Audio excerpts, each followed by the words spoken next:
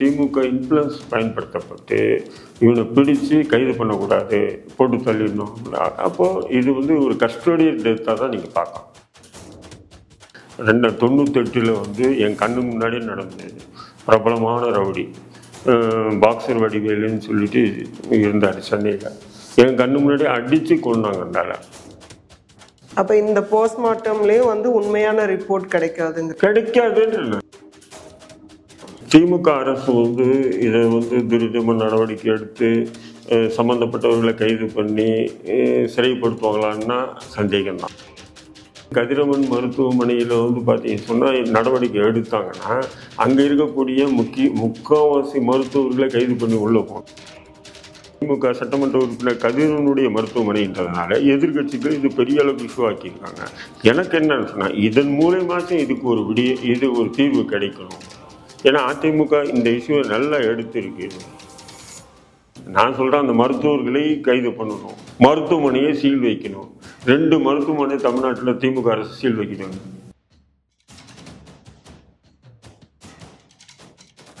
நிம்மதி property management. Contact 7667008800. ரகரம் voice நேயர்களுக்கு வணக்கம். இன்றைக்கு நேர்காணலில் நம்ம கூட இணைஞ்சிருக்காங்க இந்திய தேசிய லீக் கட்சியினுடைய நிறுவன தலைவர் திரு தடா ரஹீம் அவர்கள். வணக்கம் சார். அதாவது பரிச்சியூர் செல்வம் அவங்களுடைய கூட்டாளியான பர்கீஸ் அப்படிங்கிறவங்க வந்து, அதாவது ரொம்ப ஆச்சரியமான ஒரு விஷயம் என்னன்னா, சிறையில் அடைக்கிறாங்க, அடுத்த நாளே அவர் வந்து உயிரிழக்கிறார். இதுக்கான காரணம் என்னவா இருக்கும்னு யூகிக்கிறீங்க? இல்லை, இது ஆக்சுவலாக பார்த்தீங்கன்னு சொன்னால் யார் இந்த வர்கீஸ் அப்படின்ற ஒரு கேள்வி வருது இல்லைங்களா. அதாவது பரிச்சியூர் செல்வத்துடைய கூட்டாளி, இதுதான் ஊடகங்கள் போடக்கூடிய தகவல். ஆக்சுவலாக வந்து 2012 வந்து இப்போ நடந்த நிகழ்வு இல்லை, 2012 மதுரையை சேர்ந்த திமுகவினுடைய முக்கிய பிரமுகர் கதிரவன் என்பவரை கடத்தி பல லட்சம் ரூபாய் வாங்கிக்கிறாங்க. யார்? இந்த குரூப். இது கடைசியாக புகார் போகுது காவல்துறைக்கு. காவல்துறை துரிதமாக நடவடிக்கை எடுக்கிறாங்க. அப்போ நடவடிக்கை எடுக்கும்போது என்ன ஆகுது சொன்னால், இந்த கடத்தி பணம் பறிச்ச இந்த கும்பல் வந்து திண்டுக்கல்ல ஒரு விடுதியில் தங்கி இருக்கிறதா காவல்துறைக்கு தகவல் வருது. அப்போ அங்கே போகும்போது வந்து பார்த்திங்கன்னா ஏற்கனவே பரிச்சியூர் செல்வம், அப்புறம் அஜித், கேரளாவை சேர்ந்த அஜித், வர்கீஸும் கேரளாவை சேர்ந்த, இவரும் கேரளாவை சேர்ந்த, இவங்கெல்லாம் வந்து எஸ்கேப் ஆகிடுறாங்க. வினோஜ் என்ற ஒரு நபர் மட்டும் அங்கே வந்து மாட்டிக்கிறாப்புல. வினோஜ் என்ற நபர் மட்டும் மாட்டிக்கிறார். அவரை வந்து காவல்துறை என்கவுண்டர் போட்டுடுறாங்க, துப்பாக்கியில சுட்டு கொண்டு வர்றாங்க. அதுவே பெரிய சர்ச்சையாயிடுச்சு. ஏன்னு சொன்னால், ஒரு கடத்தல் வழக்கில் வந்து எடுத்தோடனே என்கவுண்டர் பண்ணுறாங்க. இப்போது என்கவுண்டர் எப்படி பண்ணுறாங்க? அதுவும் ஏஜ் பார்த்தா ஒரு 32 அவ்வளோதான். ஆமாம். இல்லை, என்கவுண்டர் எப்படி பண்ணுவாங்கன்னு சொன்னால், பெரும்பாலும் வந்து பல வழக்குகள் அவர் மீது இருந்து A+ ரவுடியாக இருந்து அவரை நாங்கள் அப்படி இப்படின்னு சொல்லி ஏதாவது ஒரு காரணம். ஆனால் இந்த நபரை பார்த்தீங்கன்னு சொன்னால், இந்த வினோஜ் பார்த்தீங்கன்னா கேரளாவை சேர்ந்தது தான் இருந்தாலும், ஆனால் எடுத்தோடனே என்கவுண்டர் போட்டுறாங்க. என்கவுண்டர் போட்டு அதன் பிறகு என்ன பண்ணுறாங்க, பரிச்சியூர் செல்வம், அப்புறம் அஜித்து, கேரளாவை சேர்ந்த அஜித், அப்புறம் வர்கீஸ், இவங்களெல்லாம் கைது பண்ணி நீதிமன்றத்தில் ப்ரொடியூஸ் பண்ணிடுறாங்க. ப்ரொடியூஸ் பண்ணி எப்பவுமே வந்து கைது பண்ணி ஜெயிலுக்கு போயிட்டோன்னா உடனே ஜாமீனில் வெளியே வந்துடுறாங்க. ஜாமீனில் வெளியே வந்து இவங்க என்ன பண்ணுறாங்கன்னு சொன்னால், கையெழுத்து போடணும், அப்புறம் வந்து கோர்ட்டுக்கு ஆஜராகணும். எப்படின்னா வாய்தாக்கு வந்து ஆஜராகணும் அந்த வழக்கு சம்மந்தமாக. இப்படி ஆஜராகிட்டே இருக்கும்போது திடீர்னு ஆஜராகாமல் போயிடுறாங்க. யார்? வர்கீஸு, அஜித், யாருமே ஆஜராகலை. அது பரிச்சியூர் செல்வம் ஆகலை. அப்போ இந்நிலையில் தான் வந்து கடந்த வாரம் வந்து என்ன பண்ணுறாங்கன்னு சொன்னால், 2 பரிச்சியூர் செல்வத்துக்கு கைது பண்ணி மதுரை ஜெயிலில் வைக்கிறாங்க. இப்போ வர்கீஸை வந்து கேரளாவிலேருந்து பிடிச்சிட்டு வர்றாங்க. பிடிச்சிட்டு வந்து திண்டுக்கல் சப்ஜெயிலில் தான் வைக்கிறாங்க. அப்போ பிடிச்சிட்டு வந்து நீங்கள் சப்ஜெயிலில் வச்சோம்னா அவர் இறந்துட்டார் அப்படின்றதெல்லாம் வந்து கதை தான். அப்போது இங்கே இவனை வந்து, ஏன்னா அவன் வந்து திமுகவினுடைய முக்கிய பிரமுகர், யார்? அந்த கதிரவன்றவன். அப்படி இருக்கும்போது இது வந்து நிச்சயம் வந்து திமுக இன்ஃப்ளூயன்ஸ் பயன்படுத்தப்பட்டு இவனை பிடிச்சு கைது பண்ணக்கூடாது, போட்டு தள்ளிடணும். அப்போது இது வந்து ஒரு கஸ்டோடியல் டெத்தாக தான் நீங்கள் பார்க்கலாம். வர்கீஸ் இது வந்து பார்த்தீங்கன்னா கஷ்டம். இப்போது இதில் என்ன மருத்துவ சான்று என்ன வரும்? இல்லை அவருக்கு மாரடைப்பு. ஏன்னா காவல்துறை என்ன சொல்லுதோ அதுதான் மருத்துவ சான்றிதழ். தன்னிச்சையாக மருத்துவ சான்றிதழ் கொடுக்க மாட்டாங்க. மருத்துவர் என்ன சொல்கிறாரோ அது இல்லையா? இல்லை. ஏன் சொன்னால், இப்போது நீங்கள் வந்து சமீபத்தில் கூட அந்த ஸ்ரீமதினு ஒரு பெண் இறந்தாங்க. அது மருத்துவ சான்றிதழ் என்ன? அந்த FIR போடுறது எப்படி இருக்கோ அதை வச்சு தான் மருத்துவ சான்றிதழ் 98 வந்து என் கண்ணு முன்னாடியே நடந்தது. பிரபலமான ரவுடி பாக்ஸர் வடிவேலுன்னு சொல்லிட்டு இருந்தார் சென்னையில்.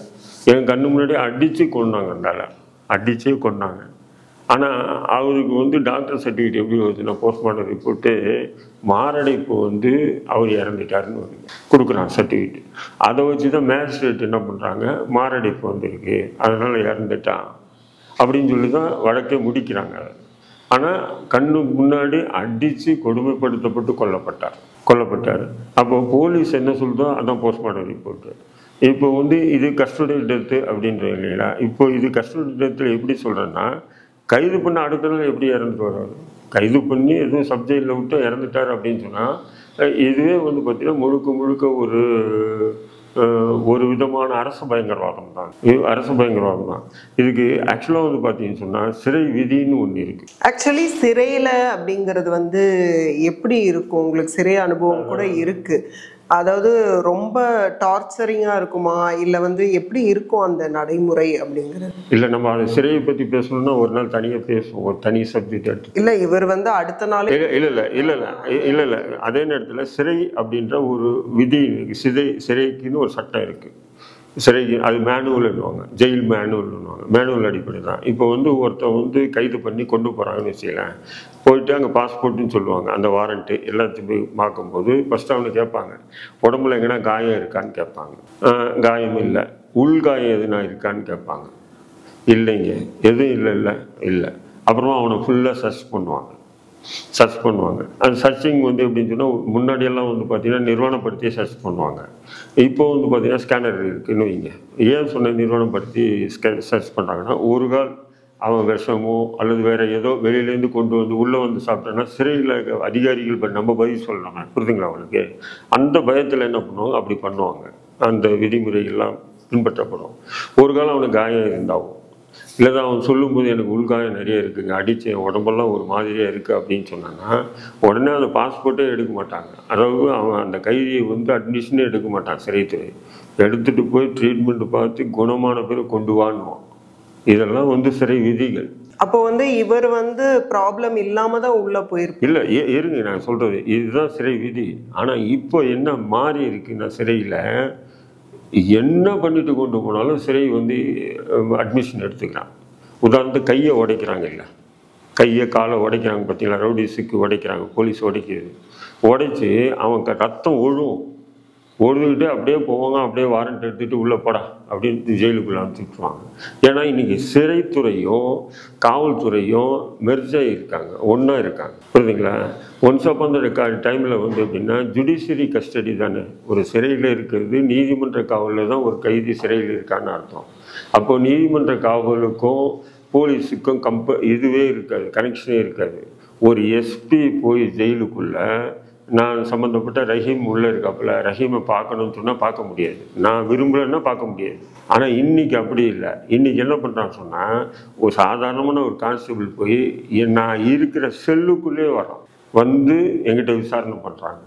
அந்தளவுக்கு காவல்துறையும் சிறைத்துறையும் இப்படி ஆகிட்டு இருக்காங்க. இப்போ இதுக்கு ஒரே காரணம்னா, சிறைத்துறை வேறையாக இருந்தாலும் சிறைத்துறையினுடைய ஐஜி யாருன்னு சொன்னால் ஐபிஎஸ் ஆஃபீஸர் தான். இல்லை, இது எக்ஸாக்ட் அவருக்கு உடல்நல குறைவு கூட இருந்திருக்கலாம். இல்லை, அதுதான் நான் சொல்லுவேன். இப்படி இருக்கு. அப்படி இருக்கும்போது அட்மிஷன் எடுக்கும்போது உண்மையிலே உடல்நிலை பாதிக்கப்பட்டிருந்தால் அவங்க மென்ஷன் பண்ணி இருக்கணும், இல்லையா?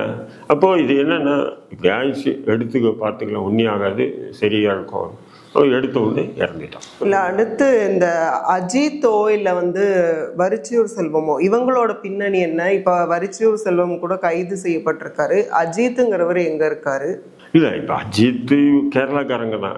3 பேர் அந்த அதாவது கதிரவன் கடத்தி பணம் பறிப்பு வழக்கில் சம்மந்தப்பட்ட பார்த்தீங்கன்னா, அதில் வரிச்சூர் செல்வத்தை தவிர மற்றவங்க எல்லாமே கேரளாக்காரங்க தான், யாரும் தமிழ்நாட்டுக்காரங்க இல்லை. அது அஜித் குமாராக இருக்கட்டும், ஏற்கனவே என்கவுண்டர் செய்யப்பட்ட வினோத்ஷா இருக்கட்டும், வர்கீஸாக இருக்கட்டும், எல்லாமே கேரளாவை சேர்ந்தவங்க தான் இருக்காங்க. அப்போ அதில் வந்து வரிச்சூர் செல்வம் மட்டும்தான் தமிழ்நாட்டுக்காரர். அவர் தமிழ்நாட்டில் மதுரையில் வந்து சில பல வழக்குகள் இருக்குது. அவர் தான் இப்போ நகை நட்டோட ஒரு பெண் தெய்வம் மாரி உலாவுறாரு. அவர் மீதும் வந்து பார்த்திங்கன்னா கடத்தல், அப்புறம் வந்து கொலை முயற்சி, இப்படி பல வழக்குகள் அவர் மீதும் இருக்குது. பட் இப்போ எல்லா வழக்கும் முடிச்சுட்டு ஒரு சில வழக்கு தான் இருக்குதுன்னு அவர் சொல்லியிருக்காப்புல. அது உண்மை நிலை என்னன்னு தெரியாது, முழுவதுமாக அவரை பற்றி தகவல் தெரியாது. பட் அவர் வந்து அவங்க பல நல்ல ஒரு பெரிய வசதியான குடும்பத்தை சேர்ந்தவங்க தான். இருந்தாலும் ஒரு ஜாலிக்காக அப்படியே ஃப்ரெண்ட்ஸுங்க கூட சேர்ந்து இப்படி தன்னை வந்து ஒரு பெரிய ஒரு ரவுடியாக இருந்ததாக சொல்கிறாங்க. பட் அவரை பற்றி நமக்கு முழு விவரம் தெரியாது, புரியுதுங்களா? ஏதோ சில நண்பர்கள் சொன்னதின் அடிப்படையில் தான் நமக்கு தெரியும். இப்போ அவர் தான் இந்த கேஸில் வந்து A1 அக்யூஸ்ட். இந்த கதிரவனை கடத்தி பணம் பறித்த வழக்கில் அஜித்ன்றவர் யார்?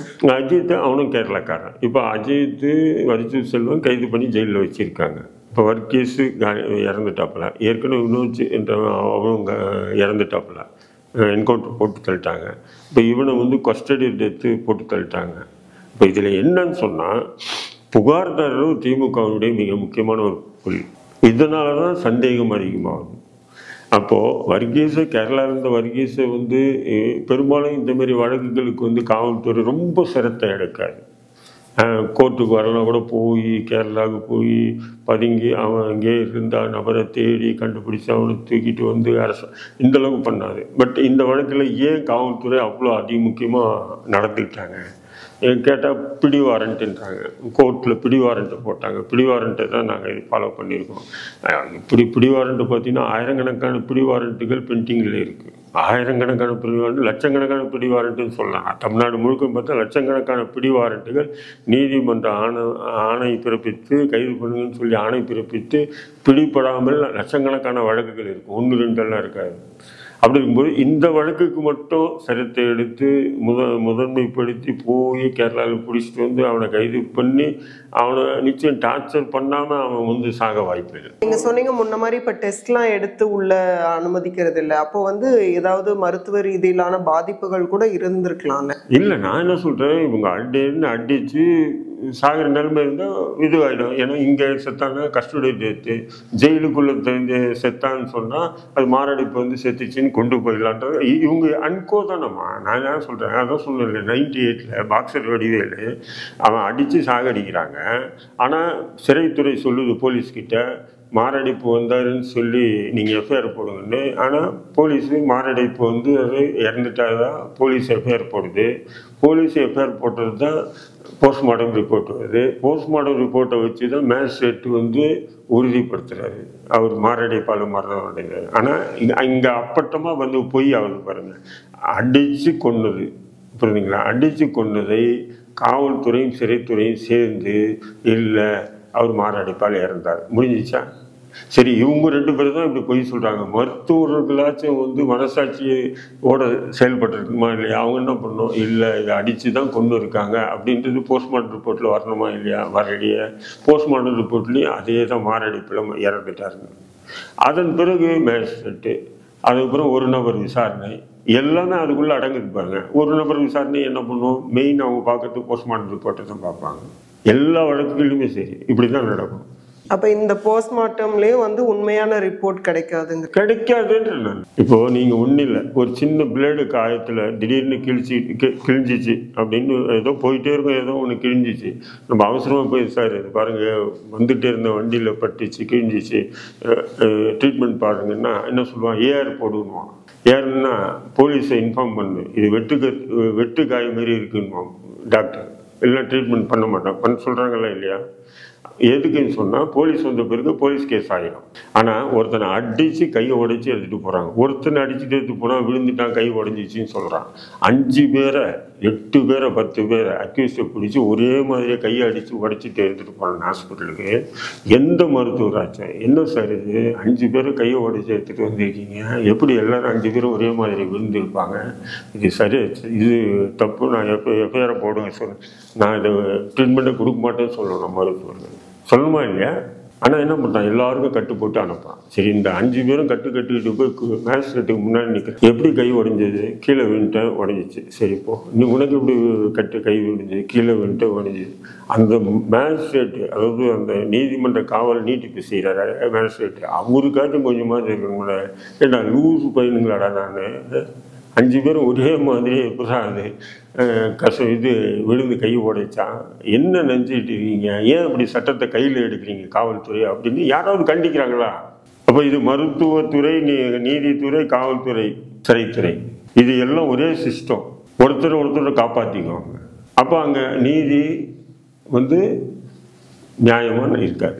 கிட்னி திருட்டு முறைகேடு அது சட்டசபை முதற்கொண்டு எல்லா இடங்கள்லையும் இன்னைக்கு பேசப்பட்டுட்டு வரக்கூடிய ஒரு சப்ஜெக்ட். அந்த அளவுக்கு அதிமுகவினர் எதிர்ப்பு தெரிவிச்சிருக்காங்க. ஸோ இந்த கிட்னி திருட்டு முறைகேடு வழக்கில் அவங்களோட தரப்புல இருந்து சொல்லப்படுறது என்னன்னா, இன்னும் முழு அளவில் விசாரணை தொடங்கி அதில் நடவடிக்கை யார் மேலேயும் எடுக்கப்படலை அப்படிங்கிறது தான்.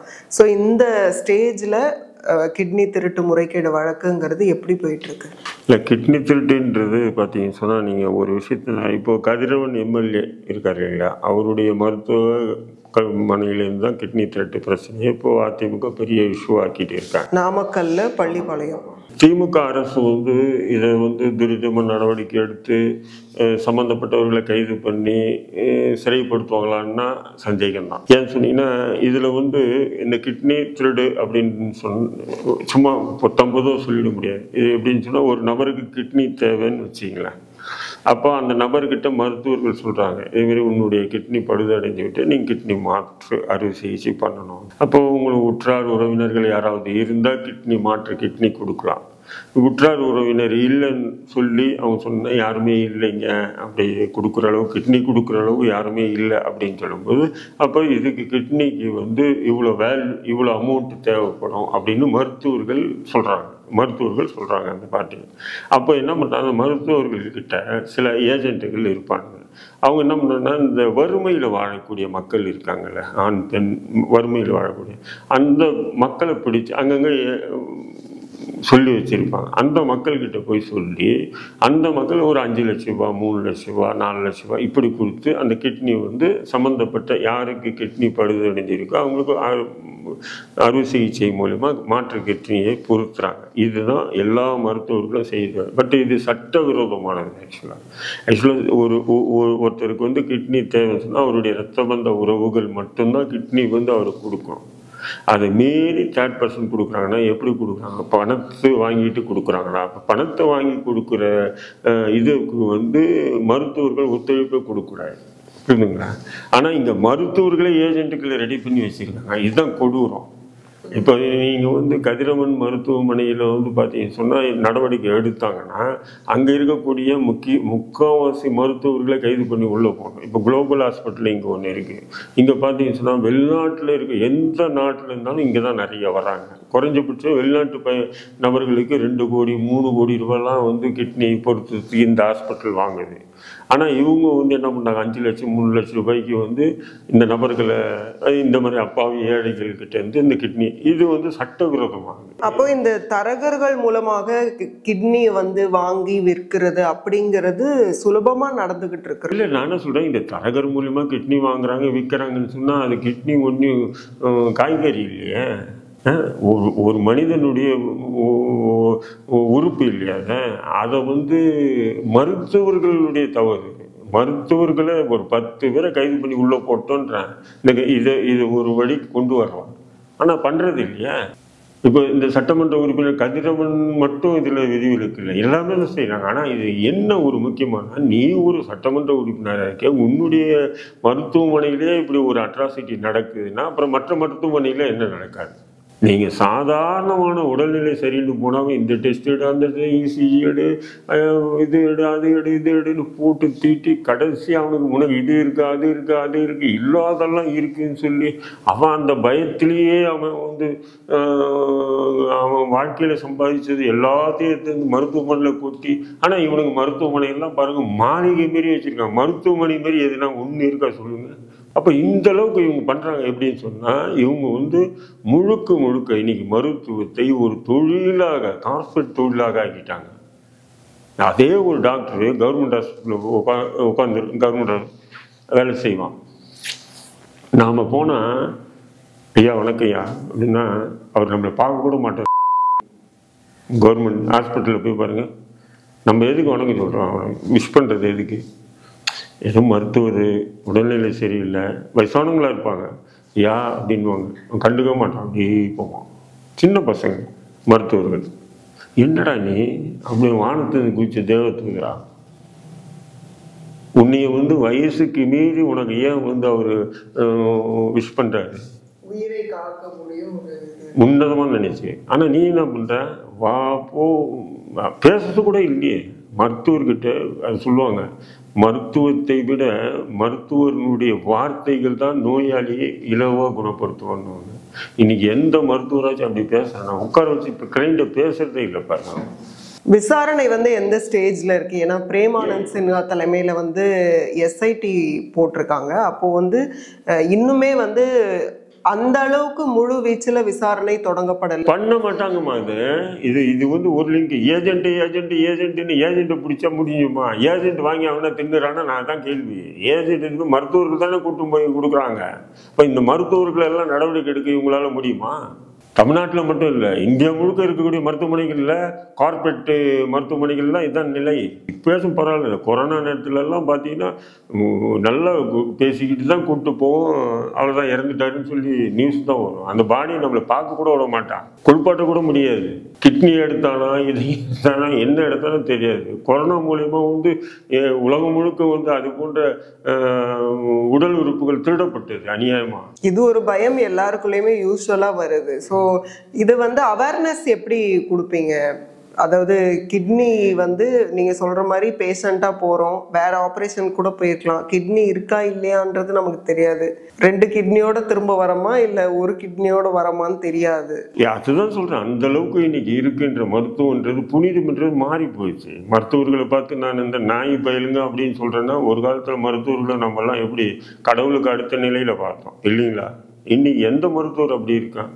பணத்துக்காக அவன் பசங்கள்லாம் பாருங்க, உள்நாடு இல்லை வெளிநாடு மருத்துவர்களுடைய பசங்கள்லாம் யாராவது சாதாரண எல்லாம். ஏன்னா அது இன்னைக்கு என்ன சொல்றது, பணம் காய்க்கிற ஒரு மரமா மாத்திட்டானுங்க மருத்துவமனைகள். புனிதமெல்லாம் இல்லை, இரக்க குணம் இல்லை, மனிதாபிமானம் இல்லை. இன்னொன்று நியூஸ்லேயே நிறைய இடங்கள்ல எழுதப்படுறது என்னன்னா, இந்த கிட்னி திருட்டு முறைகேடு வழக்கு ஒரு மனிதாபிமானமற்ற செயல்னு தான் எழுதுறாங்க நியூஸ்ல.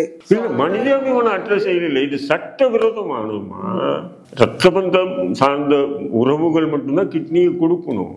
அது இல்லாம 3rd என்னும் போது இதெல்லாம் அது ஒரு இதுவே எழுதுவான், இது டாக்குமெண்ட் ரெடி பண்ணி அது அப்ரூவ் வாங்கி தான் அது அப்படி பண்ணணும். எந்த மருத்துவமனை பண்ணுது? அப்போ இன்னைக்கு திமுக சட்டமன்ற உறுப்பினர் கதிரவனுடைய மருத்துவமனைன்றதுனால எதிர்கட்சிகள் இது பெரிய அளவுக்கு இஷ்யூ ஆக்கியிருக்காங்க. எனக்கு என்னன்னு சொன்னா, இதன் மூலமாச்சும் இது ஒரு தீர்வு கிடைக்கணும். ஏன்னா அதிமுக இந்த இஷ்யூவை நல்லா எடுத்திருக்கு. இது உண்மையில மக்கள் மத்தியில மிகப்பெரிய விழிப்புணர்வை ஏற்படுத்துவதற்கு இது ஒரு வாய்ப்பாவாச்சும் நம்ம பயன்படுத்தணும். இதுவே ஒரு விழிப்புணர்வு. ஆமா, விழிப்புணர்வை தான் பார்க்கணும். ஏன்னா நம்ம கதிரவன் சட்டமன்ற உறுப்பினருடைய மருத்துவமனை மட்டும் இந்த நிலையில, ஒட்டுமொத்த மருத்துவமனைகளும், அதுவும் கார்பரேட் பெரிய மருத்துவமனைகள் சொல்றேன், சிறிய மருத்துவமனை எல்லாம் பண்றது இல்லைன்னு. பெரிய மருத்துவமனைகள்லாம் இதுதான் நிலை நடக்குது, சர்வசாதாரணமா பண்றாங்க. ஏன்னா அதுல பணம் நிறைய கிடைக்குது. அதாவது ஒருத்தன் சும்மா சாதாரணமான நோயின்னு போயிட்டாங்க, வேலை முடிஞ்சுது. அவனை அப்படியே வச்சு அம்மிக்கு அவன் வாழ்க்கையில் அவன் கஷ்டப்பட்டு சம்பாதிச்சதெல்லாம் ஹாஸ்பிட்டல் பிடிங்கிட்டு விடுறான். இப்போ இந்த விவகாரத்தை வச்சு சிறப்பு கவன ஈர்ப்பு தீர்மானம் கொண்டு வந்திருக்காங்க. ஸோ இது மூலமா என்ன இம்பாக்ட் கிடைக்கும்? இல்லை, அதான் சொல்றான். இதன் மூலயமா பார்த்தீங்கன்னா திமுக அரசு உடனே எதிர்கட்சி எடுத்திருக்கு. திமுக அரசு துரிதமான நடவடிக்கை எடுத்து குற்றவாளியை கண்டுபிடிச்சி ஜெயிலில் போடுவாங்க. அதெல்லாம் முடியாது. அப்படியே குற்றவாளியை கண்டுபிடிச்சி யாருன்னா 4 ஏஜென்ட்டுன்னு 4 பேர் பிடிச்சி போடுவானுங்க, அப்போ சிப்பனை தூக்கி உள்ள போடுவானுங்க. அது தீர்வு இல்லை. நான் சொல்றேன், அந்த மருத்துவர்களை கைது பண்ணணும், மருத்துவமனையை சீல் வைக்கணும். 2 மருத்துவமனை தமிழ்நாட்டில் திமுக அரசு சீல் வைக்கிறாங்க. அதுக்கப்புறம் எந்த மருத்துவமனையாச்சும் இப்படி கிட்னி திருட்டு வேலை நடக்குமா? ஏதோ கிட்னி திருட்டு ஏஜென்ட்டுன்றாங்க. எப்படி ஏஜென்ட்டு? என்ன பாக்கெட்லேருந்து திருட்டு வந்துடுவானா ஏஜென்ட்டு? மருத்துவமனைக்கு அவங்களுக்கு உடலில் வேற எதாவது, அவங்க என்ன குரூப் பிளட்டு, அவங்களுக்கு வேற ஏதாவது அவங்களுக்கு நோய் இருக்கா, பக்க ஏற்படுமா, இதெல்லாம் பரிசோதனை. எவ்வளோ வேலை இருக்கு இல்லையா? டெஸ்டிங் ப்ராசஸ்க்கு அப்புறமும் அந்த கிட்னி எடுக்கப்படுது.